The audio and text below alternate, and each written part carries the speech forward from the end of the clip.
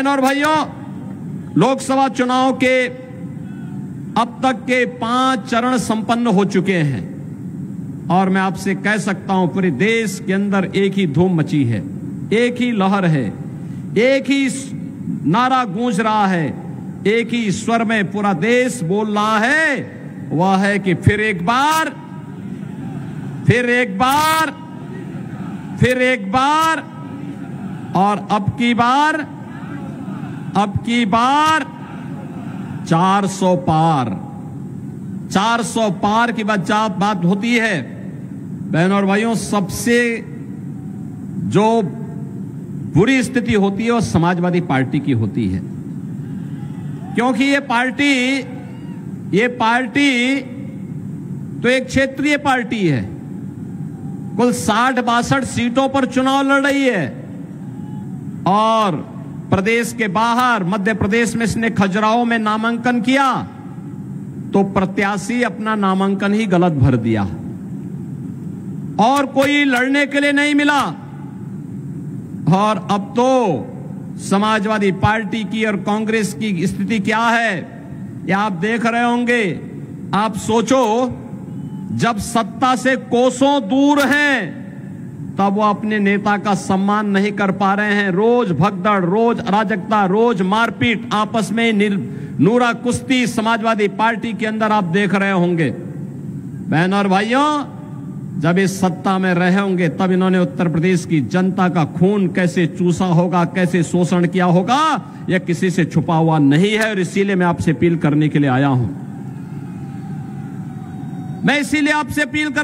हूं, लोकसभा चुनाव के 5 चरणों के माध्यम से आज भारतीय जनता पार्टी 400 पार के लक्ष्य को प्राप्त करने की ओर तेजी से अग्रसर हो रही है और इस 400 पार के लक्ष्य में हमें जौनपुर सीट भी चाहिए। इसी के लिए आपसे अपील करने के लिए मैं आपके बीच आया हूं। वैसे जनता जनार्दन स्वयं इसका जवाब दे रही है। जनता कह रही है 400 पार मोदी जी को इसलिए मिलेगा क्योंकि जनता की भावनाओं का उन्होंने सम्मान किया। तो ये सपा कांग्रेस के लोग पूछते हैं कौन सा सम्मान, तो जनता कहती है जो राम को लाए हैं हम उनको लाएंगे। तो राम को लाने वाले कौन है? मोदी जी। और 500 वर्षों का इंतजार समाप्त कराने वाले कौन हैं? मोदी जी। और बहनों और भाइयों, आपने देखा होगा एक तरफ राम भक्त हैं जो राम के प्रति अपना सर्वस्व न्यौछावर करते हुए भारत को दुनिया की एक बड़ी ताकत बनाना चाहते हैं। दूसरी तरफ रामद्रोही हैं, वे राम का तो विरोध करते ही करते हैं लेकिन राजनीति के इस हद तक गिर जाते हैं कि अब भारत का ही विरोध कर रहे हैं। क्या कहते हैं ये लोग? कहते हैं कि पाकिस्तान को धमकी मत दीजिए, उसके पास एटम बम है।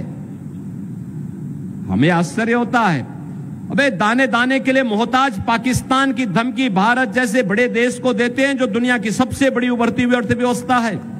तनिक भी शर्म नहीं आती है कांग्रेस और समाजवादी पार्टी के नेताओं को, तनिक भी कोई संकोच नहीं होता है।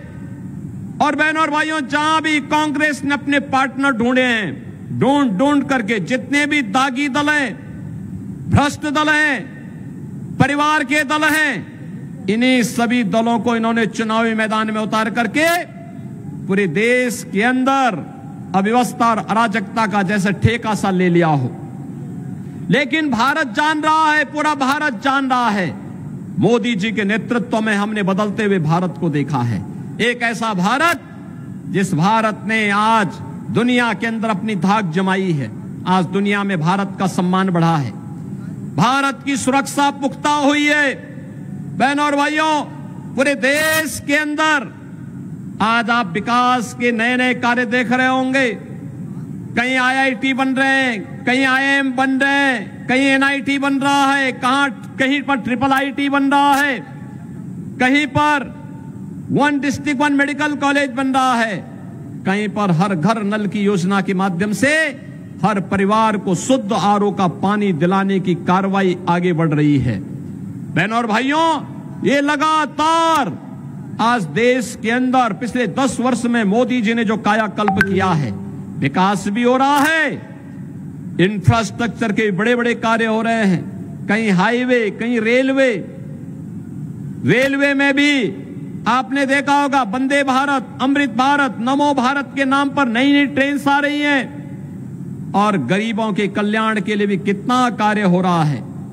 मैं तो कहूंगा बहनों और भाइयों, एक और भारत है मोदी जी के नेतृत्व में 80 करोड़ लोगों को फ्री में राशन दे रहा है, और दूसरी तरफ पाकिस्तान है 23 करोड़ लोग भूखों मर रहे हैं वहां पर।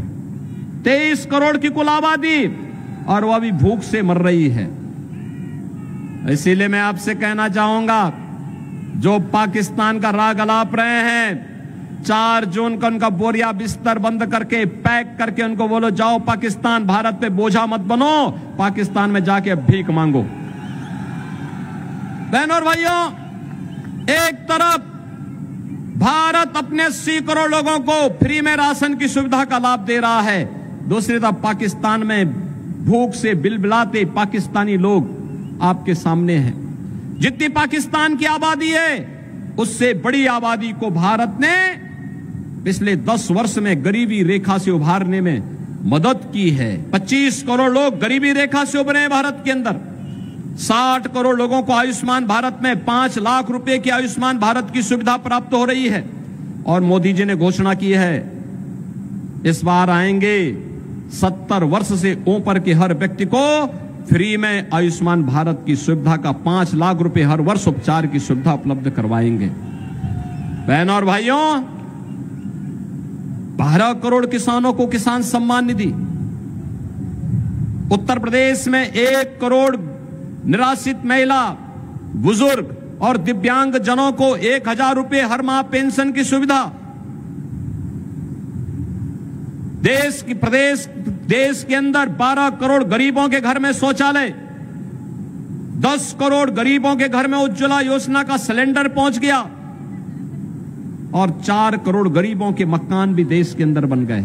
और मोदी जी ने घोषणा की है, इस बार आएंगे तो बाकी बचे हुए गरीबों का भी मकान बनाएंगे। बहनों और भाइयों, एक तरफ गरीब कल्याण का कार्य करने वाली मोदी सरकार देश के विकास को दुनिया के सामने, भारत को आत्मनिर्भर और विकसित भारत की आधारशिला रखने के लिए बड़े बड़े इंफ्रास्ट्रक्चर के कार्य देश के अंदर हो रहे हैं, और दूसरी तरफ राम का विरोध करके रामद्रोही वे लोग हैं जो भारत का विरोध करते हैं, भारत में जातिवादी और परिवारवादी राजनीति करते हैं। पहले जाति के नाम पर आपको लड़ाएंगे, फिर आपके हिस्से का बंदर बांट करवाने का काम करेंगे। यही तो काम किया था इन्होंने, यही तो काम कर रहे हैं, यही तो इनके कारनामे हैं। आज मैनिफेस्टो पढ़िए कांग्रेस और समाजवादी पार्टी का।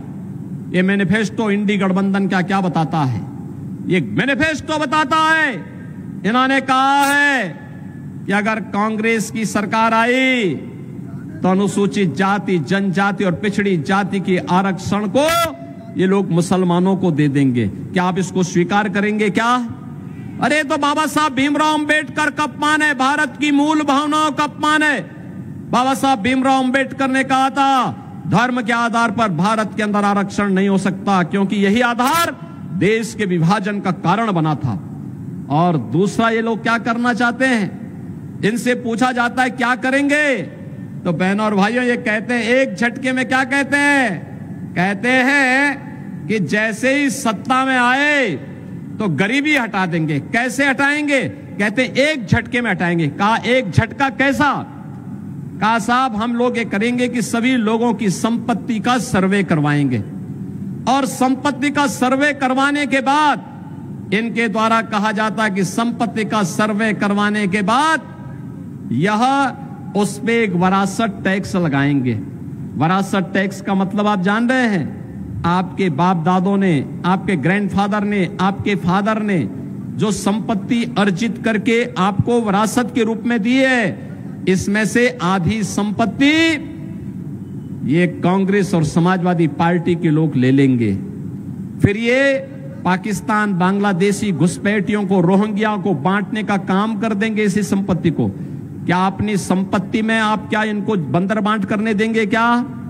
आपके बाप दादों की खून और पसीने की कमाई में क्या ये लूट मचाएंगे? क्या इनको सेंधमारी करने की छूट देंगे क्या?